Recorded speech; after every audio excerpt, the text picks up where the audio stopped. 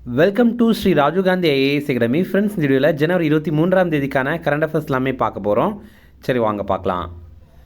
Friends, இந்த வீடியோடைய notes எல்லாமே கீழே பிடிஎஃபாக டிஸ்கிரிப்ஷன் கொடுத்துருக்கோம். அதெல்லாமே கிளிக் பண்ணி டவுன்லோட் பண்ணிச்சிங்க. அப்புறம் நம்ம டெலகிராம் குரூப்புடைய லிங்க்குமே கீழே டிஸ்கிரிப்ஷன் கொடுத்துருக்கோம். அதுலேயுமே கிளிக் பண்ணி ஜாயின் பண்ணிங்க. ஓகே, சரி வாங்க பார்க்கலாம். ஃபஸ்ட்டு, தமிழக வெற்றி கழகம் கட்சிக்கு இந்திய தேர்தல் ஆணையம் எந்த சின்னம் ஒதுக்கியது? இதற்கான ஆன்சர் விசில். இப்போ பார்த்தீங்க அப்படின்னா விஜய் அவர்களுடைய தமிழக வெற்றி கழகம் கட்சிக்கு விசில் சின்னம் இந்த தேர்தலுக்கு ஒதுக்கீடு பண்ணியிருக்காங்க. இதே மாதிரி கமலஹாசன் அவர்களுடைய மக்கள் நீதி மையம் கட்சிக்கு பேட்டரி டார்ச் சின்னம் ஒதுக்கியிருக்காங்க. இப்போது இந்த கட்சி சார்பில் நிறுத்தப்படுற வேட்பாளர்களுக்கு இந்த சின்னம் ஒதுக்குவாங்க. ஆனால் ஒருவேளை இவங்க ஒரு தொகுதியில் வேட்பாளரை நிறுத்தலை அப்படின்னா அந்த தொகுதியில் போட்டியிடுற மற்ற வேட்பாளருக்கு இந்த சின்னங்களை தேர்தல் ஆணையம் ஒதுக்கிறதுக்கு வாய்ப்பு இருக்குது. அதுக்கான அனுமதியும் இருக்குது. ஓகேவா? இந்த சின்னங்களை ஒதுக்கீடு பண்ணுறது இந்திய தேர்தல் ஆணையம்.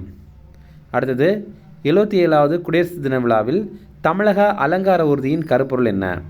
இதற்கான ஆன்சர் வளமையின் மந்திரம் தற்சார்பு இந்தியா அப்படிங்கிறது தான். இப்போ பார்த்திங்க அப்படின்னா இந்த ஆண்டு நம்ம 77வது குடியரசு தின விழாவை கொண்டாடுறோம். இப்போ ஒவ்வொரு மாநிலமும் அவங்க மாநிலத்துடைய சிறப்பை காட்டி ஒரு அலங்கார ஊர்தியை அங்கே காட்சிப்படுத்துவாங்க.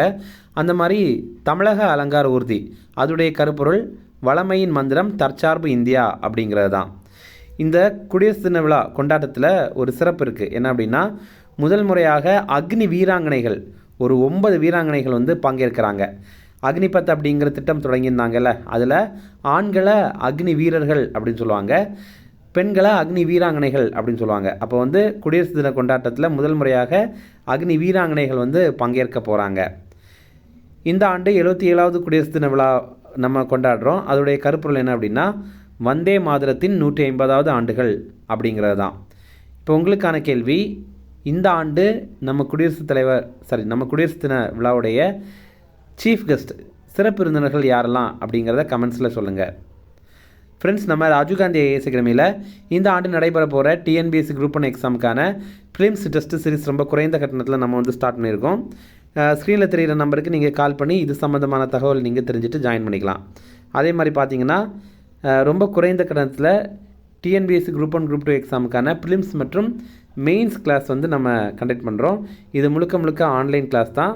வெறும் 10,000 ரூபாய்க்கே இந்த கிளாஸ் நம்ம கண்டக்ட் பண்ணுறோம். ஸ்க்ரீனில் தெரிகிற நம்பருக்கு நீங்கள் கால் பண்ணி இதில் பதிவு பண்ணிக்கலாம்.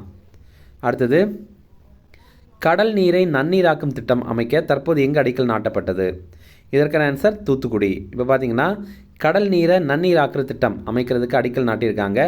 எங்கன்னா தூத்துக்குடி மாவட்டத்தில் முள்ளக்காடு அப்படிங்கிற கிராமத்தில் ரூபாய் 2292.38 கோடியில் இதை அமைக்க போகிறாங்க. இதோடைய உற்பத்தி திறன் பார்த்திங்க அப்படின்னா ஒரு நாளுக்கு 60 மில்லியன் லிட்டர் அளவுக்கு இதன் மூலமாக நன்னீர் உற்பத்தி பண்ண முடியும். இது எங்கே பயன்படுத்த போகிறாங்க அப்படின்னா, தூத்துக்குடி சிப்காட் தொழில் பூங்கா இருக்குல்ல, அங்கே அமைந்திருக்கிற நிறுவனங்களுக்கும் அதே மாதிரி அந்த நன்னீர் ஆக்கிற அந்த திட்டம் இருக்குல்ல, அது சுற்றி இருக்கிற நிறுவனங்களுக்கும் பயன்பட போகுது. அடுத்தது, இந்தியா 7.5 டன் புற்றுநோய் மருந்துகளை தற்போது எந்த நாட்டிற்கு அனுப்பியது? இதற்கான ஆன்சர் ஆப்கானிஸ்தான். மனிதாபிமான அடிப்படையில் நம்ம இப்போ 7.5 டன் புற்றுநோய் மருந்துகளை அந்த நாட்டிற்கு அனுப்பியிருக்கோம். அடுத்தது, தற்போது தன் ஓய்வை அறிவித்த சாய்னா நேவால் எந்த விளையாட்டுடன் தொடர்புடையவர்? இதற்கான ஆன்சர் பேட்மிண்டன். நம்ம இந்தியாவுடைய ரொம்ப பிரபலமான பேட்மிண்டன் வீராங்கனையான சாய்னா நேவால் அவங்க ஓய்வு பெறதாக அறிவித்திருக்காங்க. அவங்களுக்கு நீண்டகால காயங்கள் காரணமாக தான் இந்த சர்வதேச பேட்மிண்டன் போட்டிகளிலிருந்து ஓய்வு பெறதாக அறிவிச்சிருக்காங்க. இவங்களுடைய சிறப்புகள் பற்றி பார்த்திங்கன்னா, 2012வது ஆண்டு லண்டன் ஒலிம்பிக்கில் வெண்கலப் பதக்கம் ஜெயிச்சிருக்காங்க. பேட்மிண்டனில் ஒலிம்பிக் பதக்கம் வென்ற முதல் இந்திய வீராங்கனை இவங்க தான். இதை தவிர பத்மபூஷன் விருது, பத்மஸ்ரீ விருது, கேல் ரத்னா விருது, அப்புறம் அர்ஜுனா விருது இதெல்லாமே பெற்றிருக்காங்க. அடுத்தது, நம்ம தமிழக அரசு புதிய ஒரு திட்டத்தை தொடங்கியிருக்காங்க. என்னென்னா, வீட்டில் இருந்தபடியே பத்திரப்பதிவு உட்பட 18 சேவைகளை பெறலாம் அப்படிங்கிற திட்டம் தான் இது. இதை முதல்வர் ஸ்டாலின் இப்போ தொடங்கி வைத்திருந்தார்.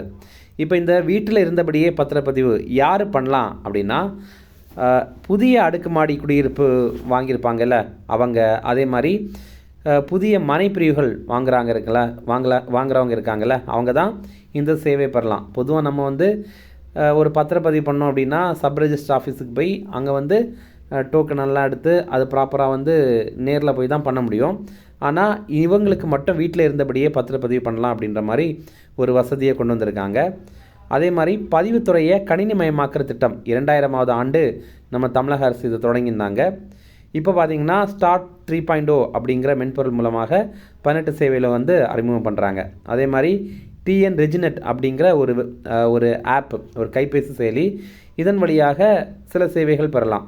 வில்லங்க சான்று, திருமண பதிவு, இந்த மாதிரிப்பட்ட சேவைகள் எல்லாமே பெறலாம். அடுத்தது முக்கிய தினங்கள் பார்க்கலாம். மணிப்பூர், திரிபுரா, மேகாலயா இந்த மாநிலங்களுடைய மாநில தினம் இது வந்து ஜனவரி 21ஆம் தேதி. மணிப்பூர், திரிபுரா, மேகாலயா இதோடைய ஃபவுண்டேஷன் டே 1972ஆவது ஆண்டு ஜனவரி 21ஆம் தேதி இந்த மாநிலங்கள் எல்லாமே உருவாக்கப்பட்டது. வடகிழக்கு பகுதி மறுசீரமைப்பு சட்டம் 1971 அடிப்படையில் தான் இதை உருவாக்கியிருந்தாங்க. அடுத்த ரொம்ப முக்கியமான தினம் தைரிய தினம். இது வந்து ஜனவரி 23ஆம் தேதி. இதை ஹிந்தியில் பராக்கிரம் திவாஸ் அப்படின்னு சொல்லுவாங்க. இது ரொம்ப முக்கியமானது. இது வந்து எக்ஸாமில் கேட்டிருக்காங்க. ஓகேவா? இது நேதாஜி சுபாஷ் சந்திர போஸ் அவருடைய பிறந்தநாள். இவர் கல்கத்தாவில் பிறந்தார் 1897ஆவது ஆண்டு ஜனவரி 23ஆம் தேதி. இப்போது ரிவிஷன் பார்க்கலாம். தமிழக வெற்றி கழகம் கட்சிக்கு இந்திய தேர்தல் ஆணையம் எந்த சின்னம் ஒதுக்கியது? இதற்கான ஆன்சர் விசில். அடுத்தது 77வது குடியரசு தின விழாவில் தமிழக அலங்கார ஊர்தியின் கருப்பொருள் என்ன? இதற்கான ஆன்சர் வளமையின் மந்திரம், தற்சார்பு இந்தியா. அடுத்தது கடல் நீரை நன்னீராக்கும் திட்டம் அமைக்க தற்போது எங்கு அடிக்கல் நாட்டப்பட்டது? இதற்கான ஆன்சர் தூத்துக்குடி. அடுத்தது இந்தியா 7.5 டன் புற்றுநோய் மருந்துகளை தற்போது எந்த நாட்டிற்கு அனுப்பியது? இதற்கான ஆன்சர் ஆப்கானிஸ்தான்.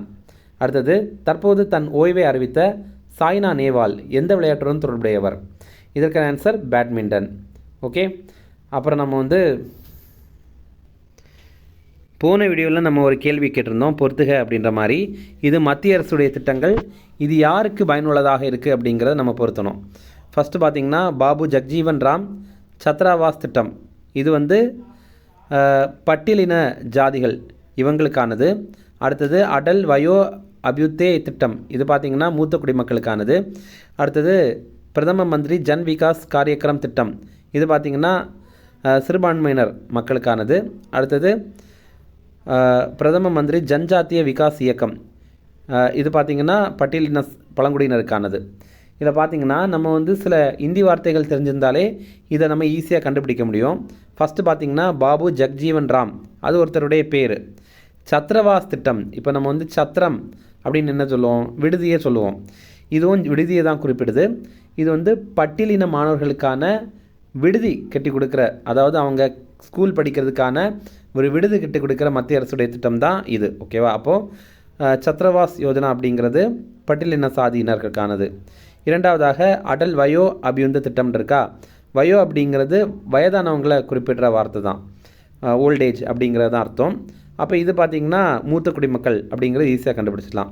அடுத்தது பிரதம மந்திரி ஜன் விகாஸ் காரியக்ரம் திட்டம்.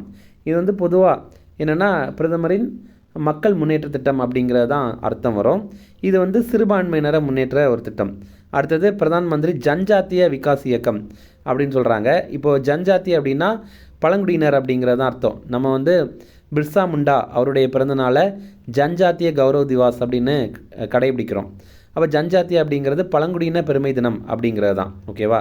அப்போ இங்கே வந்து ஷெட்யூல்டு ட்ரைப்ஸ் பழங்குடியின பட்டியலின பழங்குடியினருக்கானது தான் இந்த ஒரு திட்டம்.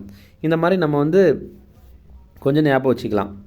அடுத்தது இன்றைக்கான கேள்வி, பின்வருவனவற்றில் எது முதல் இந்திய புவிசார் செயற்கைக்கோள்? அதை வந்து கமெண்டில் ஆன்சர் பண்ணுங்கள். Option A INSAT 3D, option B Landsat 8, option C IKONOS 1, option D QuickBird. இதில் ஒன்று நீங்கள் வந்து கமெண்டில் ஆன்சர் பண்ணுங்கள். ஓகே, இந்த வீடியோ பிடிச்சிட்டா கண்டிப்பாக லைக் பண்ணுங்கள். நம்மளுடைய சேனலுக்கு சப்ஸ்கிரைப் பண்ணிச்சிங்க. உங்கள் நண்பர்களுக்குமே ஷேர் பண்ணுங்கள். கண்டிப்பாக இது அவங்களுக்கும் பயனுள்ளதாக இருக்கும். தேங்க்யூ.